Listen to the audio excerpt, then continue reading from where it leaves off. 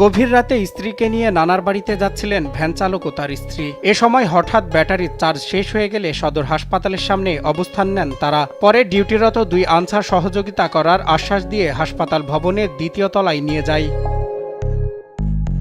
এক পর্যায়ে তাদের ভয় দেখিয়ে স্বামী স্ত্রীকে জিজ্ঞাসাবাদের জন্য দুজনকে আলাদা কক্ষে নিয়ে ওই নারীকে ভয়ভীতি দেখিয়ে জোরপূর্বক পালাক্রমে ধর্ষণ করে আনসার সদস্য শাহাদাত ও আবু সাইদ। পরে ভুক্তভোগী মেয়েটি তার স্বামীকে পুরো বিষয়টি জানালে স্থানীয়দের সহযোগিতায় তারা থানায় গিয়ে আনসার সদস্যদের বিরুদ্ধে অভিযোগ করেন।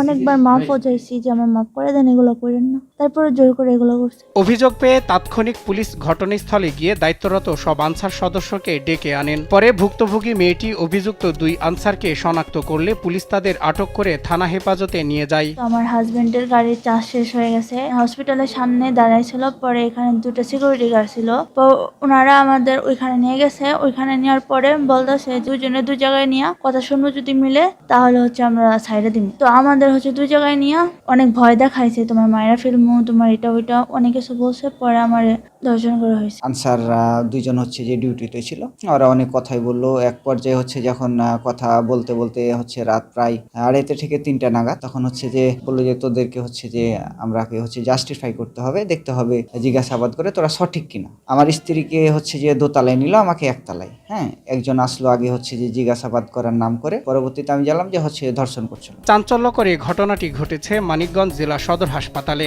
বর্তমানে ওই ভুক্তভোগী নারী চিকিৎসাধীন আছেন। অপরদিকে পুরো বিষয়টি জেনে প্রয়োজনীয় ব্যবস্থা নেওয়ার কথা জানান হাসপাতালের তত্ত্বাবধায়ক। আমি যতদূর শুনলাম যে তারা পুলিশের কাছে কমপ্লেন করেছিল এবং আমাদের ওয়ান স্টপ ক্রাইসিস সেন্টারের মতো যেটা আছে সেখানে সে এখন ভর্তি হয়ে চিকিৎসাধীন। কনসালটেন্টের সাথে আমি কথা বলবো, যেহেতু তারা এখন ওটিতে আছে আর কি।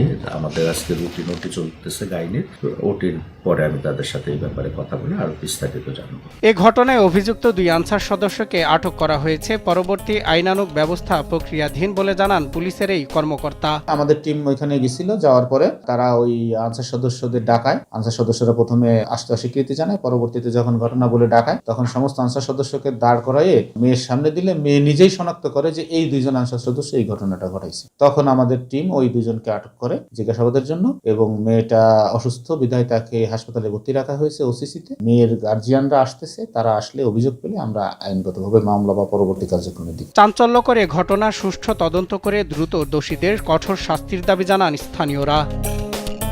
সজল বিশ্বাস, নিউজ ডেস্ক, দেশ টিভি।